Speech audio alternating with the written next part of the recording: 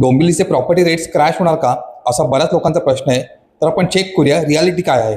डोंबिवलीमध्ये बरेच मोठे infrastructure project चालू आहेत, जसं की Kalyanshil road expansion, metro line, मांडकोली bridge.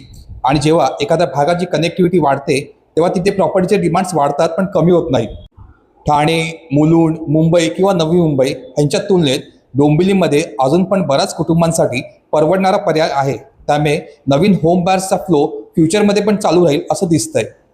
Property market rates crash होण्यासाठी खूप मोठ्या प्रमाणात सेलर आणि खूप कमी बायर अशी परिस्थिती लागते, पण सध्या ती डोंबिवलीत दिसत नाहीये.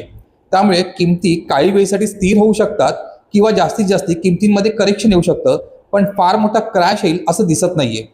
माझ्या मते डोंबिवलीच्या अवतीभोवती जो इन्फ्रास्ट्रक्चर उभा राहतोय त्यांनी डोंबिवलीच्या प्रॉपर्टी रेट्स क्रॅश तर नाही होणार, पण इम्पॅक्ट फ्युचरमध्ये ग्रॅज्युअली वाढतील असं वाटतं.